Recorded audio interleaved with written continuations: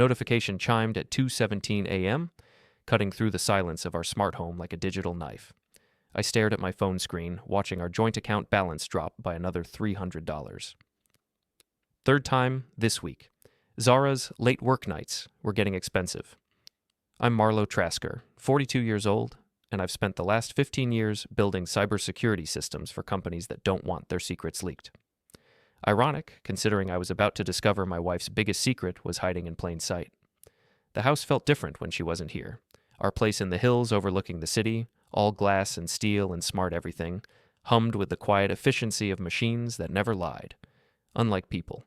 Unlike wives who claimed they were working late with supportive colleagues. I pulled up our home security system on my tablet. Zara had been home exactly twice this week, both times to grab clothes and leave again. The motion sensors told the whole story. Quick trips to the bedroom, bathroom, then straight out the front door. No lingering. No attempt to talk to her husband of 8 years. But tonight felt different. Tonight, I was going to find out why. The garage door rumbled open at 2:43 a.m. I heard her heels clicking across the concrete, then the soft hiss of the pneumatic door seals as she entered the house. She moved quietly, probably thinking I was asleep. Smart Money said she was right most nights. Not tonight. Working late again? I called from the living room, not bothering to look up from my laptop. She froze in the hallway. I could see her reflection in the dark window. Designer dress, perfect makeup despite the hour, and that guilty expression she wore whenever she got caught in one of her elaborate explanations. The Henderson campaign needed revisions, she said, her voice carrying that practiced weariness she'd perfected over the past few months. Lance stayed to help me finish. Lance. There was that name again. Lance Doran, her supportive colleague who seemed to be working an awful lot of overtime lately. Funny how his name kept appearing in our conversations, always attached to words like helpful and understanding and supportive. Lance sounds like a real team player, I said, finally looking at her. Must be nice having someone so supportive? Zara's jaw tightened. He actually listens to me, Marlow. He cares about my projects, my goals. He doesn't just grunt and go back to his computer. Right, because I'm the problem here. I didn't say that. You didn't have to. She dropped her purse on the marble counter with more force than necessary. You know what? I'm tired of this. I'm tired of feeling like I have to justify every minute of my day to you. Lance is just a friend who actually supports what I'm trying to accomplish. Just a friend. The phrase hung in the air like smoke from a house fire. I closed my laptop and stood up. All right. All right, what? Just, all right. Before we dive deeper into this story, I have one small request. Please subscribe, drop a like, comment, and hit that hype button to boost this channel so more people can discover these incredible Reddit stories. The simplicity of my response seemed to unnerve her more than an argument would have. She stared at me for a long moment, probably waiting for the usual back and forth we'd been having lately. Instead, I walked past her toward the stairs. I'm going to bed, I said. Lock up when you're done. Done with what? Whatever it is you're actually doing. I left her standing in the kitchen, still wearing that perfect makeup at 3 a.m, and went upstairs to our bedroom. But I didn't go to sleep. Instead, I sat at my desk and opened my laptop again. See, the thing about being married to someone for 8 years is that you know their patterns. Zara was predictable in her unpredictability. When she felt cornered, she always did the same thing. She reached out to whoever was currently filling the role of her emotional support system. Tonight, that someone was Lance. I opened our shared cloud storage and navigated to the folder where Zara kept her phone backups. She'd set up automatic syncing 2 years ago after losing a bunch of photos, and she'd never bothered to change the settings. Why would she? She trusted me. Funny how trust works. Her text messages loaded slowly, months of conversations filling my screen. I scrolled down to the thread with Lance Doran, and my stomach dropped. He's getting suspicious again. I think he knows about us. Don't worry. We'll figure something out. I'm here for you. I just need someone who understands me, someone supportive. You deserve better than him. You know that, right? Sometimes I think about what it would be like if we didn't have to sneak around. Soon, just be patient. The messages went back months, hundreds of them. Photos of lunches, late dinners, hotel rooms I didn't recognize, screenshots of our bank statements with my transactions circled and mocked, private jokes about my work habits, my appearance, my apparent inability to be supportive enough. But the worst part wasn't the betrayal. The worst part was how ordinary it all seemed, how mundane and cliched and predictable. My wife was having an affair with her coworker, and they were both too unoriginal to even be creative about it. I scrolled further back, looking for the beginning. When did supportive colleague become understanding friend, become secret lover? The transformation was gradual, like watching someone slowly poison a well. Then I found something interesting. A photo, taken in our living room.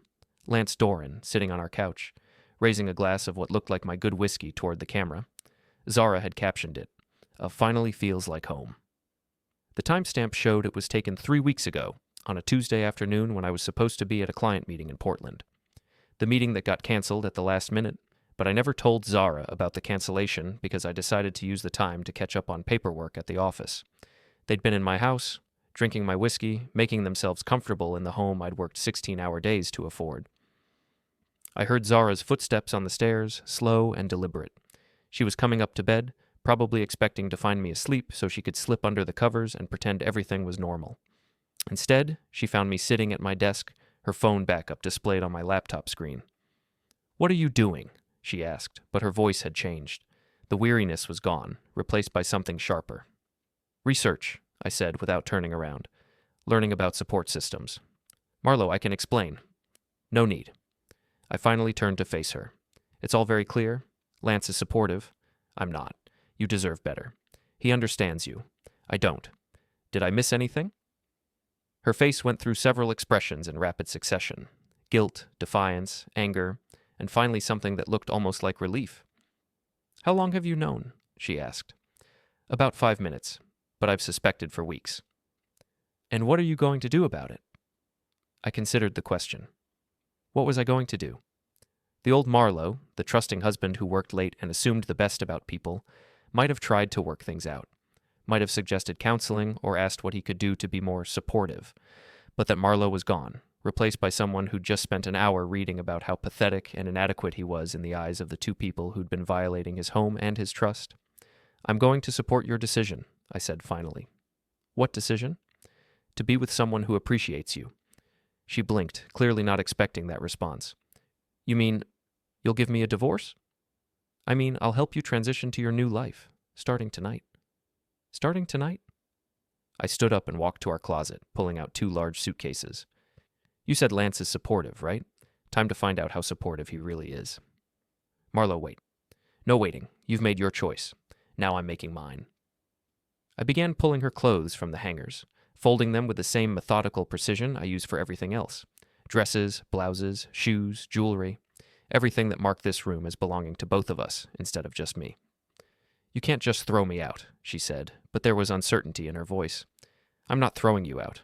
I'm supporting your relationship with Lance. Isn't that what you wanted? Someone supportive?" I finished packing the first suitcase and moved to her dresser. Underwear, pajamas, makeup, all of it went into the second case with the same calm efficiency. "This is insane," she said. "We need to talk about this like adults." "We are adults. You made an adult decision to have an affair. I'm making an adult decision to end our marriage. Very adult, very mature." I zipped both suitcases and set them by the bedroom door. Then I walked to my desk and pulled out a folder I'd prepared months ago, back when I first started noticing the late nights and strange expenses. Inside was a copy of our lease agreement, specifically the clause about authorized occupants. "What's that?" Zara asked. "Your signature," I said, pointing to the bottom of the page. "From when we renewed the lease last year. Notice how it specifies that only Marlow and Zara Trasker are authorized to live here. And notice this other clause about guests staying more than 72 hours. She leaned over to read it, and I watched her face change as she realized what I was showing her.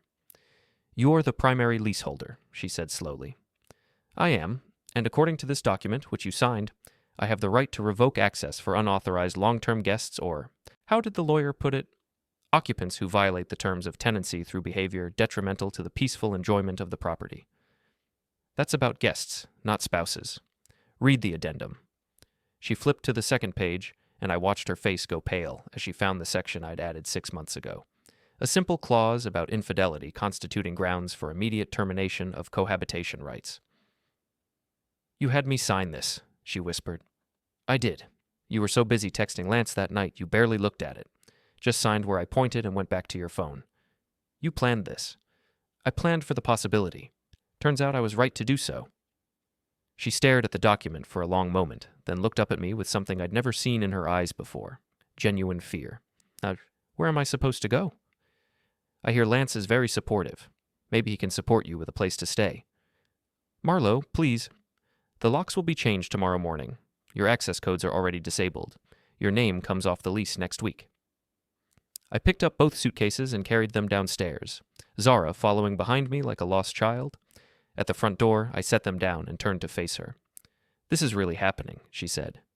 This already happened months ago. Tonight you just found out about it. She opened her mouth to say something else, but I held up my hand. Zara? What? Tell Lance I said thanks. Thanks for what? For being so supportive. It really helped me make my decision. I opened the front door and gestured toward her suitcases. She stood there for another moment, probably waiting for me to change my mind or start yelling or break down crying. Instead, I started transferring money. While she watched, I pulled out my phone and opened our banking app. With a few taps, I moved every dollar from our joint account into my personal account. Then I canceled her credit cards. Then I changed the passwords on our streaming services, our utilities, and our insurance. What are you doing? She asked. Cutting the cord. If you're going to be supported by Lance, you won't need access to my support systems anymore. Those are my accounts too. Were. Past tense. She grabbed her phone and tried to log into the bank app, but her access had already been revoked. She tried calling the credit card company, but the automated system informed her that her cards had been canceled at the account holder's request. You can't do this, she said, but her voice lacked conviction. I just did. I'll call a lawyer. Good idea, but you might want to figure out how you're going to pay for one first. She stared at me for a long moment, probably seeing me clearly for the first time in months. Not the distracted husband who worked too much and didn't pay enough attention to her needs. Not the unromantic partner who forgot anniversaries and failed to be sufficiently supportive. Just a man who'd been pushed too far and had finally decided to push back. I hate you, she said quietly. I know, but Lance loves you, right? That should be enough. She picked up her suitcases and walked toward her car. Halfway there, she turned back. You'll regret this, she called. Maybe, but I'll regret it in my own house with my own money, without having to wonder where my wife is spending her nights. She drove away without another word, leaving me standing in my doorway at 4:30 in the morning, watching her taillights disappear into the darkness. I went back inside and poured myself a glass of whiskey, the same bottle Lance had been drinking from in that photo. It tasted better than I remembered. Tomorrow, I'd start phase 2 of my support system. Tonight, I was going to sit in my quiet house and plan exactly how supportive I was going to be of Zara's new relationship. Very supportive indeed. The next morning brought the kind of gray drizzle that made our city famous, and I woke up in a bed that felt larger than it had in months.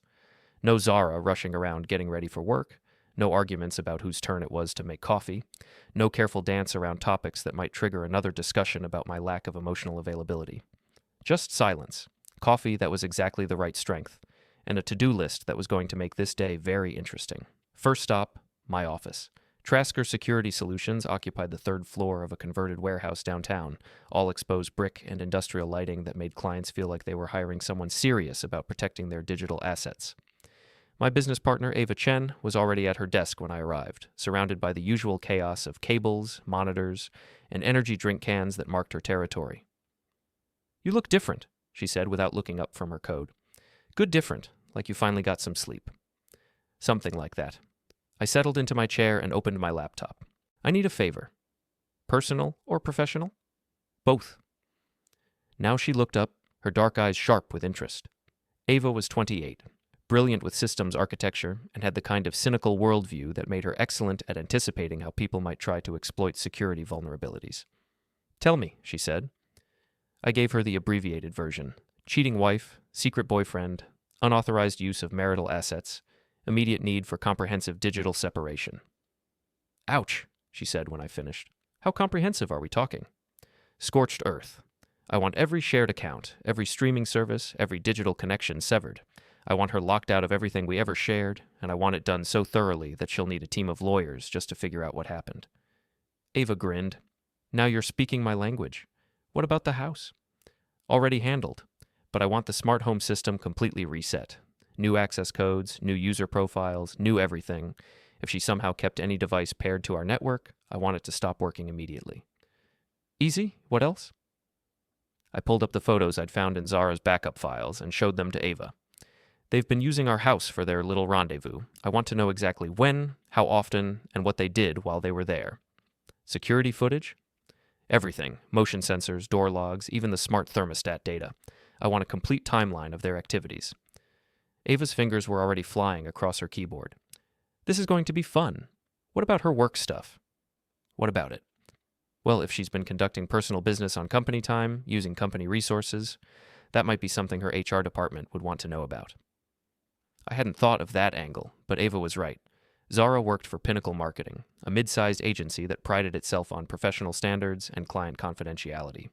If she'd been using company computers to coordinate her affair or company time for personal meetings. Can you find out? I asked. Give me an hour. While Ava worked her magic, I focused on the legal aspects of my situation. The lease addendum I'd tricked Zara into signing was legally solid, but I wanted to make sure I hadn't missed anything. A quick call to my lawyer confirmed that I was well within my rights to revoke her access to the property, especially given the documented infidelity.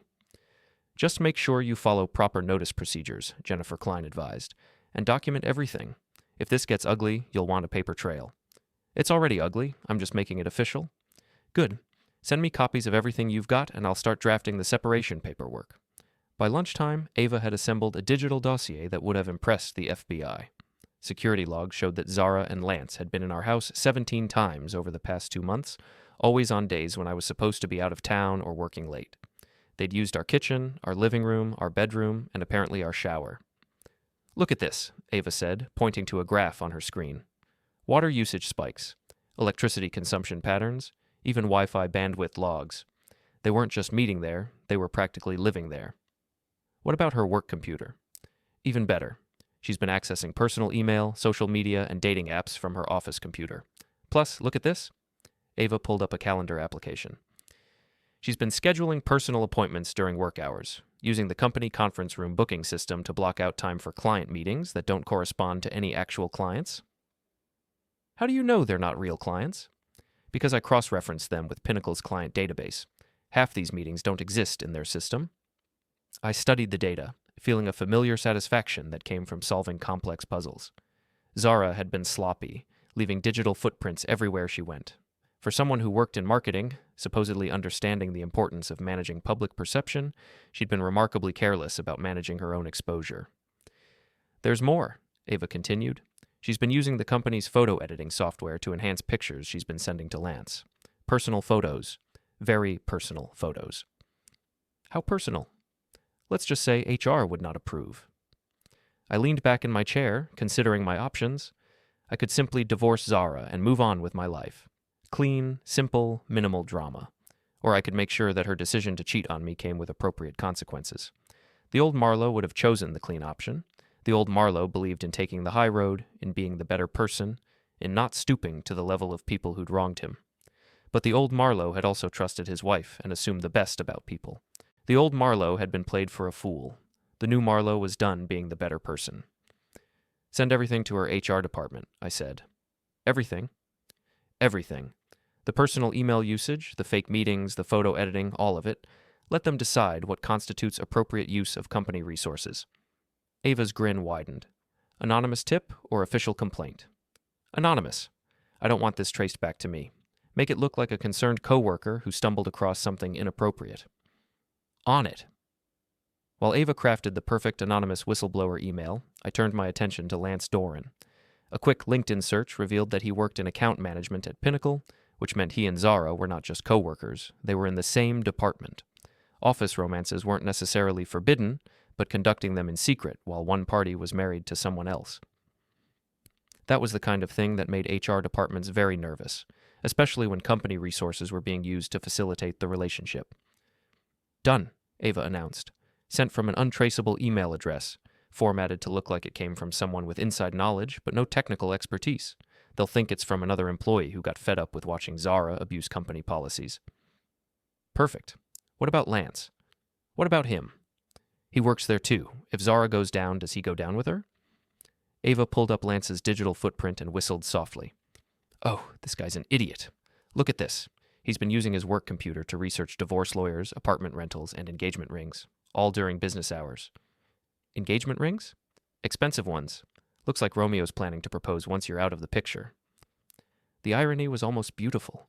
Lance was so confident that he'd won Zara away from me that he was already planning their future together, using company time and company computers to research how to build a life with my wife. Include him in the report, I said. Both of them? Both of them. If they want to be together so badly, they can be unemployed together. Ava sent the expanded report to Pinnacle's HR department, then sat back with the satisfied expression of someone who just solved a particularly challenging technical problem. You know, she said, most people would just hire a private investigator and file for divorce. Most people aren't married to someone who brought their boyfriend into their house and used their shower. Fair point. What's next? Next, I wait to see how supportive Lance really is when the bills start coming due. My phone buzzed with a text message. Zara, we need to talk. This is insane. I showed the message to Ava, who snorted with laughter. Let me guess. Reality's starting to set in? Probably. Lance's couch isn't as comfortable as our king-size bed. I typed back, nothing to talk about. You made your choice. Her response came immediately. I never said I wanted a divorce. You didn't have to say it. You demonstrated it. Marlow, please. We can work this out. I stared at the message for a long moment, remembering all the times over the past few months when I'd tried to talk to her about our relationship, only to be told I was being paranoid or unsupportive or emotionally unavailable. Now, suddenly, she wanted to work things out. Too late, I typed. But don't worry, Lance will support you through this difficult time. I turned off my phone and looked at Ava, who was watching me with something that might have been respect. You're really done, aren't you? She said. Completely. Good, because I just got a notification that Pinnacle's HR department opened our email. This is going to be a very interesting afternoon for your wife and her supportive boyfriend. I smiled for the first time in months. I hope they're ready for some workplace counseling. Something tells me they're not going to enjoy the conversation.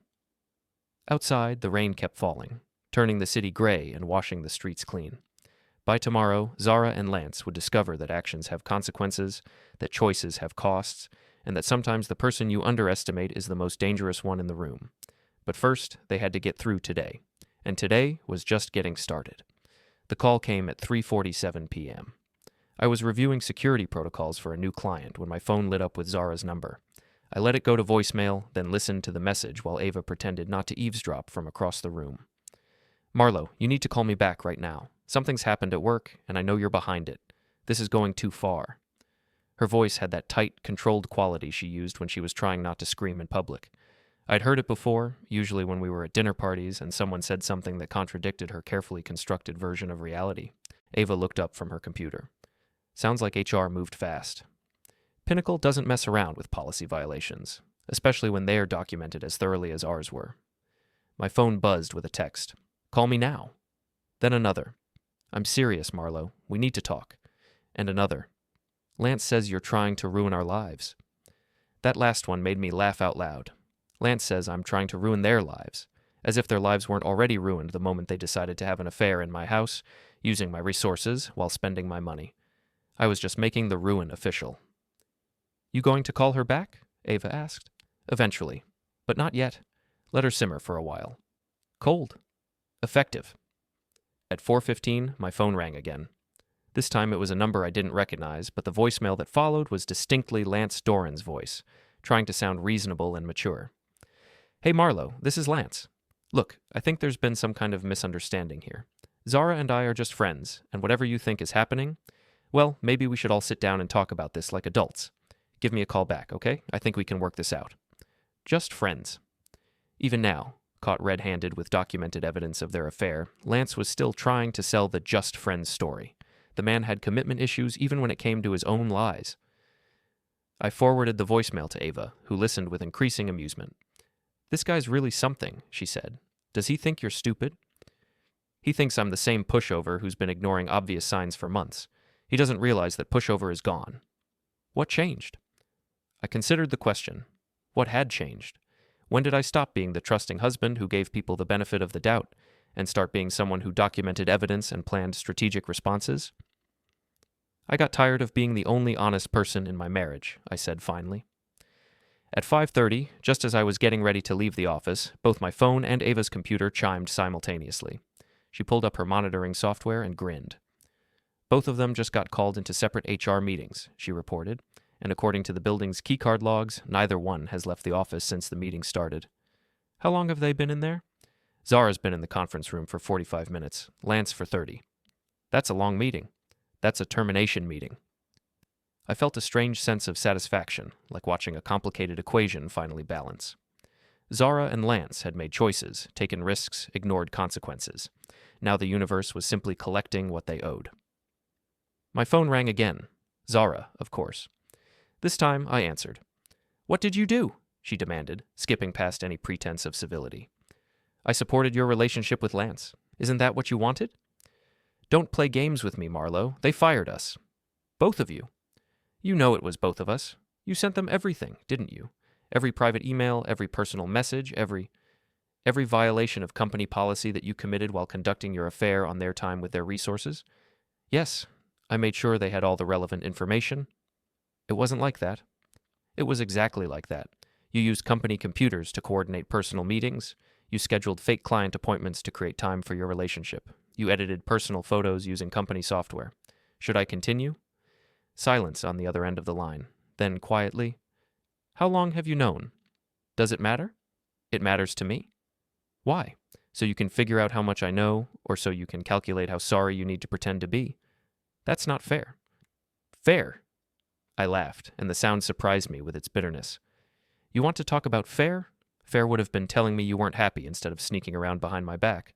Fair would have been asking for a divorce instead of bringing your boyfriend into our house. Fair would have been spending your own money on your affair instead of using our joint account. Marlow, fair would have been a lot of things, Zara, but we're way past fair now. What do you want from me?" "Nothing. I want nothing from you. That's the point." "We can fix this." "No, we can't, because there's no we anymore. There's you, there's Lance, and there's me, and I'm done being part of whatever this is." I heard voices in the background, and then Lance's voice came on the line. "Marlow, hey, listen." I hung up. 30 seconds later, they called back. I declined the call, they called again, declined again. On the fourth attempt, I turned off my phone entirely. "Wow," Ava said. "You really don't mess around." I'm done messing around. 8 years of marriage, and she throws it away for someone who calls himself supportive while helping her violate our wedding vows. They want to be together? Fine. They can be together. But they can do it without my house, my money, or my patience. What if they show up here? I hadn't considered that possibility, but now that Ava mentioned it, it seemed likely. Zara knew where I worked, and she was probably desperate enough to try a face-to-face confrontation. "Let them come," I said. "This is a secure building with cameras everywhere. If they want to make a scene, at least it'll be documented." As if summoned by my words, the building's intercom system crackled to life. "Marlow Trasker, please come to the lobby. You have visitors." Ava and I looked at each other. "That was fast," she said. "They're probably panicking. Lost their jobs, facing the end of their affair, realizing that actions have consequences. Panic makes people do stupid things." "You going down?" "We're going down. I want a witness." The elevator ride to the lobby felt longer than usual, and I used the time to prepare myself for whatever version of Zara and Lance would be waiting for me. The desperate version, the angry version, the manipulative version that would try to make this somehow my fault. Turns out it was all three. They were standing near the security desk, both still in their work clothes, both looking like people who just had their carefully constructed world collapse around them. Zara's perfect makeup was smudged, and Lance's usually immaculate hair was disheveled. They looked like what they were, two people who'd been caught doing something they shouldn't have been doing. "Marlow," Zara started as soon as she saw me. "We need to talk." "No, we don't. Please, just 5 minutes." "You had 8 years to talk to me. You chose to talk to Lance instead." Lance stepped forward, trying to look reasonable and mature. "Look, man, I get why you're upset. Do you?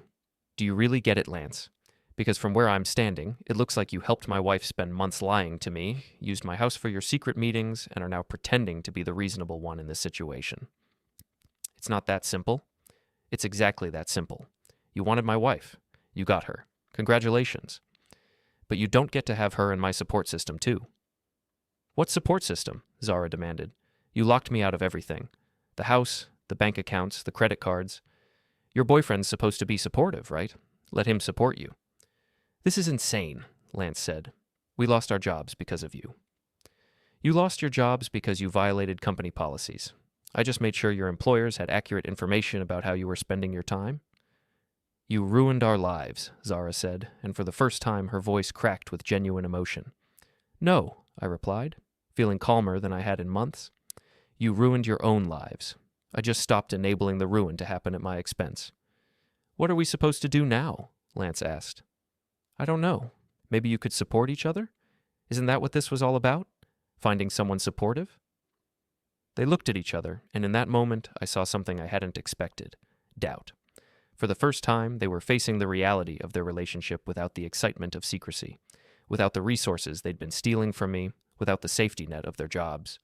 Just the two of them, unemployed and homeless, with nothing but their supportive relationship to sustain them. This isn't over, Zara said finally. Yes, it is. I'll fight you on the divorce. I'll make this as difficult as possible. With what lawyer? You don't have any money. I'll find a way. Good luck with that. I turned to leave, then stopped and looked back at them. Zara? What? Next time you want to have an affair, maybe don't do it in your husband's house with your husband's money while using your employer's resources.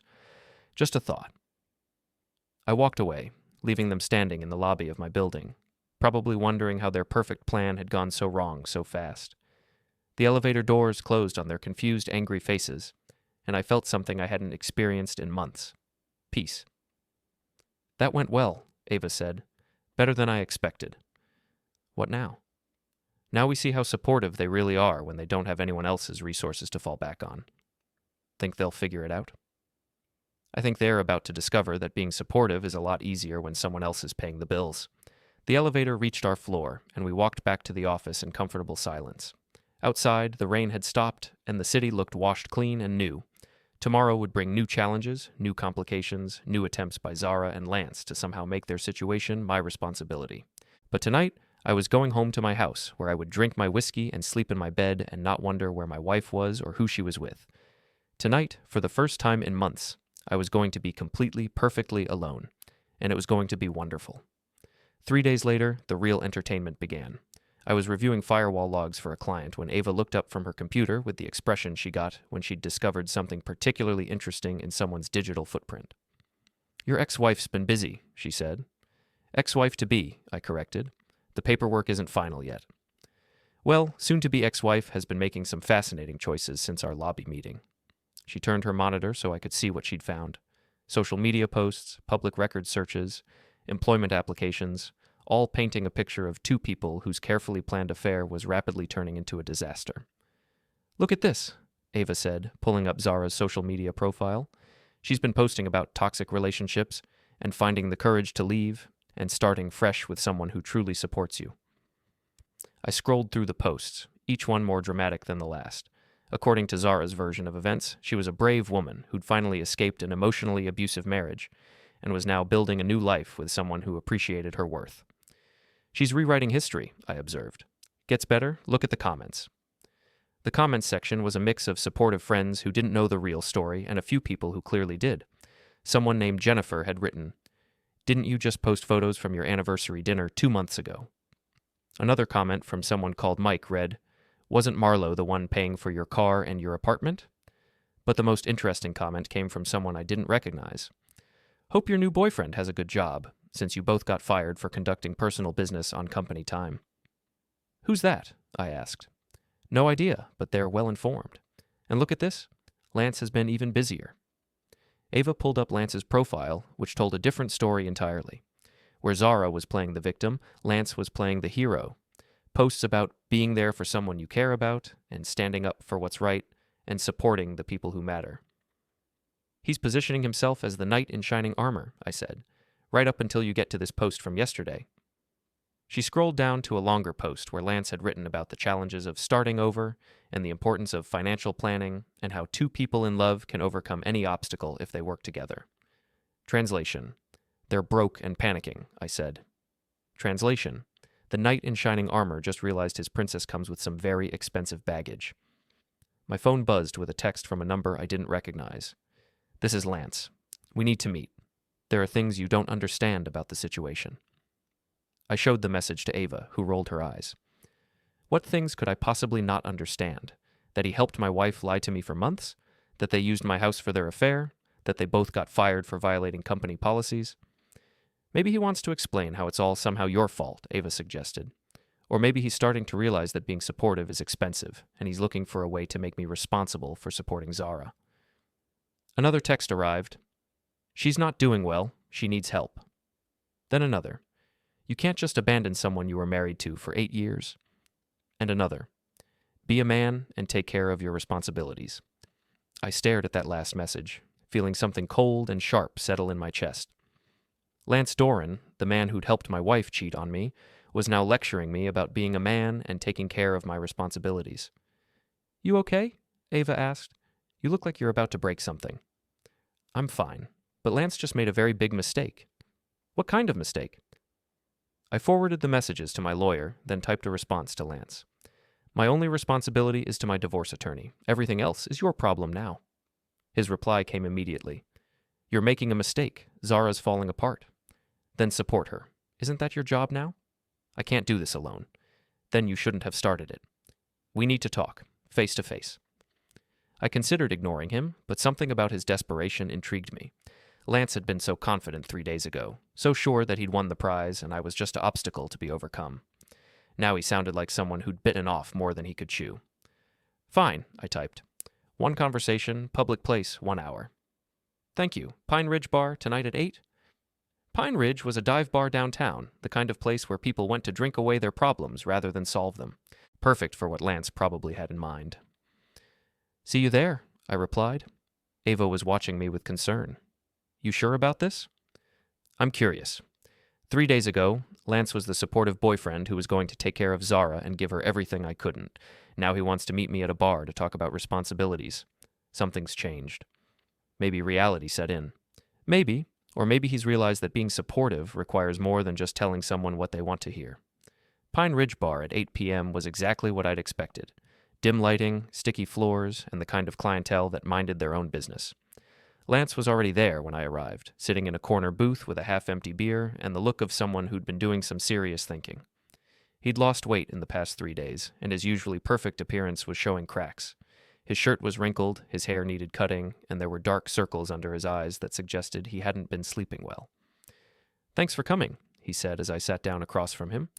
You said there were things I didn't understand. I'm listening. He took a long drink of his beer, then looked at me with something that might have been desperation. She's not who I thought she was, he said finally. Explain. When we were seeing each other, she was different. Fun, exciting, grateful for the attention. She made me feel like I was saving her from this terrible marriage where she was unappreciated and ignored. But now? Now she's angry all the time. At you, at me, at the situation. She wants me to fix everything, but she doesn't want to do anything to help fix it. She wants me to find us a place to live, but she won't look for a job. She wants me to pay for everything, but she won't cut back on her spending. I signaled the bartender for a whiskey and waited for Lance to continue. She says you owe her alimony, that you can't just cut her off without support. She wants me to convince you to give her money until the divorce is final. And what do you think about that? I think... He paused, choosing his words carefully. I think maybe she was using both of us. The whiskey arrived, and I took a sip before responding. What gave you that impression? She keeps talking about the life she had with you. The house, the car, the vacations, the financial security. She doesn't talk about building a new life with me. She talks about getting back the life she lost. So why are you telling me this? Because I made a mistake. A big mistake, and I'm hoping maybe we can work something out. What kind of something? Lance leaned forward, his voice dropping to almost a whisper. What if I could get her to agree to a quick, clean divorce? No alimony, no fighting over assets. Just a simple split and everyone moves on. In exchange for what? In exchange for you not pressing charges.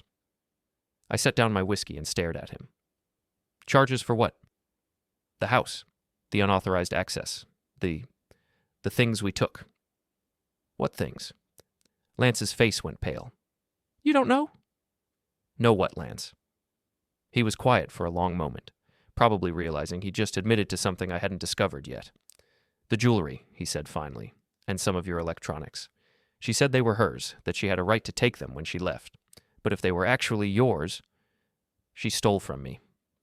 She said they were gifts you'd given her. Wedding presents, anniversary gifts, things like that. What electronics? Your laptop? The old one from your home office? And some camera equipment. I thought about my home office, trying to remember what had been there the night I'd confronted Zara. I'd been so focused on getting her out of the house that I hadn't done a complete inventory. Anything else? Some watches. A tablet. She said she needed them to get back on her feet. And you believed her? I wanted to believe her. I thought I was helping someone who'd been treated badly. But now you think differently. Now I think she saw an opportunity and took it, from both of us. I finished my whiskey and considered the situation. Zara hadn't just cheated on me, she'd robbed me. And Lance, the supportive boyfriend, was now discovering that his girlfriend was a thief who expected him to clean up her messes. Here's what's going to happen, I said finally. You're going to get my property back, all of it, tonight. I don't care what she'll do. You helped her steal from me, which makes you an accessory. You can either fix this problem, or I can call the police and let them sort it out. Marlow, please. 1 hour, Lance. Bring everything to my house, leave it on the porch, and walk away. Do that, and we'll call it even. Don't do that, and I'll file a police report tomorrow morning. I stood up to leave, then turned back. And Lance, next time you want to be supportive, maybe make sure you know what you're supporting. I left him sitting in the bar, staring into his beer and probably wondering how his romantic rescue mission had turned into a criminal conspiracy. The drive home took 20 minutes, just enough time for me to call my lawyer and update her on the new developments. Theft? Jennifer Klein sounded interested. That changes things. If you can prove she took property that wasn't hers, I'll have proof within the hour. Lance is going to return everything. Good. Document everything when he brings it back. Photos, serial numbers, anything that can establish ownership and timeline. Already planning on it. This could actually work in our favor for the divorce proceedings. Theft during separation is serious business. How serious? Serious enough that she might agree to whatever terms you want just to avoid criminal charges. I pulled into my driveway and sat in my car for a moment, thinking about the conversation with Lance. 3 days ago, he'd been the confident other man, stealing someone else's wife and feeling good about it. Tonight, he was a desperate accomplice trying to negotiate his way out of a criminal conspiracy. Funny how quickly things could change when reality set in.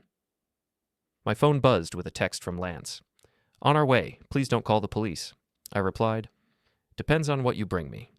45 minutes later, a beat-up Honda pulled into my driveway. Lance got out alone, carrying 2 large bags and looking like someone who'd aged 5 years in 5 days. He set the bags on my porch without a word, then looked up at me with something that might have been regret. She's not coming back, he said. I didn't expect her to. She's not coming back to me either. She left, said I was as useless as you were. Where did she go? I don't know. She took what money I had left and said she was going to find someone who could actually take care of her. I looked at the bags on my porch, then back at Lance. So much for being supportive. Yeah, so much for that. He got back in his car and drove away, leaving me with my recovered property and the satisfaction of watching someone else learn what I'd learned. That Zara Trasker was very good at finding people to take care of her, but not very good at taking care of anyone else. I carried the bags inside and inventoried everything. It was all there. Jewelry, electronics, even some cash I'd forgotten about. Plus a few things I didn't recognize, probably stolen from Lance. My phone rang. Jennifer Klein. How did it go? She asked. Better than expected. I got my property back, and I think Lance learned a valuable lesson about choosing his girlfriends more carefully. What about Zara? What about her? Where is she now? I looked out my window at the quiet street, thinking about my wife of 8 years who just robbed her boyfriend and disappeared into the night. I have no idea, I said. And for the first time in months, that's exactly how I want it. 2 weeks passed in blissful quiet. No angry phone calls, no desperate text messages, no surprise visits to my office. Zara had vanished as completely as if she'd never existed, leaving behind only the divorce paperwork and a forwarding address that turned out to be a mail service downtown. I was beginning to think the whole mess was over when Ava looked up from her computer with that expression again. She's back, she announced. Define back. Active on social media as of this morning. New posts, new photos, new boyfriend. Ava turned her screen so I could see Zara's latest social media activity. Fresh photos showed her in what looked like an expensive restaurant, wearing jewelry I didn't recognize, sitting across from a man in his 50s with silver hair and the kind of watch that costs more than most people's cars. That was fast, I observed. Gets better. Look at the caption. The post read, Sometimes life puts you exactly where you need to be. Grateful for second chances and people who understand what it means to truly support someone you care about. New beginnings. Be blessed, worth the wait. She found another mark, I said. Looks like it. But check this out. I did some research on the guy. Ava pulled up a separate browser window showing a LinkedIn profile for someone named Robert Steinberg, managing partner at Steinberg and Associates, a law firm specializing in corporate litigation. She's dating a lawyer? I asked. Not just any lawyer. A very successful, very wealthy, recently divorced lawyer with a reputation for being, let's say, generous with his romantic partners. How generous? According to public records, his last girlfriend got a very nice settlement when their relationship ended. Apparently, he's the type who likes to take care of people. I studied the photos, watching Zara smile at her new benefactor with the same expression she'd once used on me. Grateful, adoring, completely dependent on his generosity and support. She's running the same playbook, I realized. Except this time, she's targeting someone who can actually afford her lifestyle. Smart move, honestly. For her, maybe, but what about him? What about him? He's a grown man making his own choices. If he wants to support a woman who just left her husband and her last boyfriend, that's his business. I was about to agree when my phone rang. The number was blocked, but I answered anyway. Marlow Trasker. Mr. Trasker, this is Robert Steinberg. I believe you know my friend, Zara. I looked at Ava, who raised her eyebrows in surprise. I know Zara, I said carefully. What can I do for you, Mr. Steinberg? I was hoping we could meet for lunch. There are some things I'd like to discuss regarding your divorce proceedings. My divorce proceedings are being handled by my attorney. If you have legal questions... This isn't about legal questions. This is about getting some clarity on the situation. Zara's told me her version of events, but I'd like to hear yours. Why? Because I'm considering making a significant financial commitment to someone, and I believe in doing my due diligence. I had to admire his directness. Most men in his position would have simply believed whatever story Zara told them. Robert Steinberg was smart enough to verify the information before writing any checks. When and where? I asked. Tomorrow, noon, at Meridian downtown. Do you know it? I'll find it. Excellent. And Mr. Trasker, come alone. The line went quiet, leaving me staring at my phone and wondering what exactly Zara had told her new boyfriend about our marriage.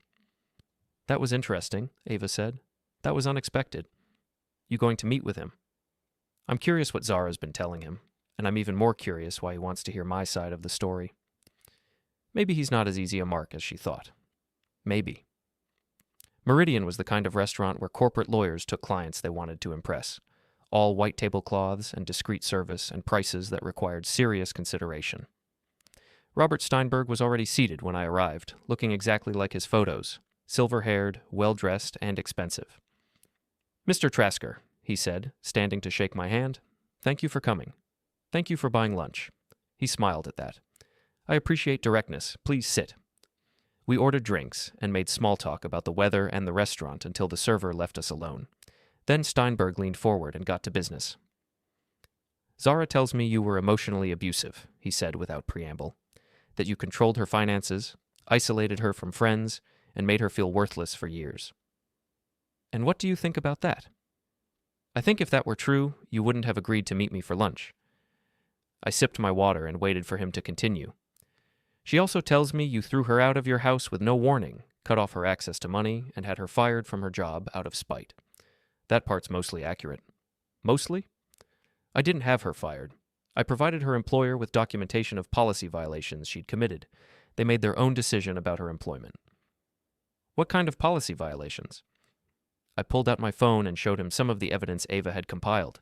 The fake client meetings, the personal use of company resources, the coordination of her affair using work computers. Steinberg studied the information with the careful attention of someone who spent his life evaluating evidence. She was having an affair, he said finally, for months, with a coworker named Lance Doran. Where's Lance now? Last I heard, he was unemployed and single. Zara left him when he couldn't support her in the style she'd become accustomed to. Interesting. Why interesting? Because she told me Lance was just a friend who helped her through a difficult time, someone who provided emotional support when you wouldn't. I laughed, and Steinberg raised an eyebrow. Something funny? Lance was very supportive, right up until he realized that being supportive cost money he didn't have. And now she's with me. And now she's with you. We sat in comfortable silence while Steinberg processed this information. When he spoke again, his voice had a different quality, sharper, more focused. What would you do if you were in my position? He asked. I'd ask myself why a woman who just left her husband and her boyfriend is already in a serious relationship with someone new. And what would you conclude? That she's not looking for love. She's looking for security. There's nothing wrong with wanting security. There's nothing wrong with wanting security. There's something wrong with lying to get it. Steinberg nodded slowly. She mentioned that you might try to turn me against her. I'm not trying to turn you against anyone. You asked for my perspective, and I'm giving it to you. What you do with the information is your choice. Fair enough. Our food arrived, and we ate in silence for a while. I found myself studying Steinberg, trying to understand what he was really after. He was clearly intelligent, successful, and experienced enough to recognize manipulation when he saw it. So why was he dating someone like Zara? Can I ask you a question? I said finally. Of course. Why are you with her? You're obviously smart enough to see through whatever story she's telling you, so what's the attraction? Steinberg smiled, and for the first time since we'd sat down, he looked genuinely amused.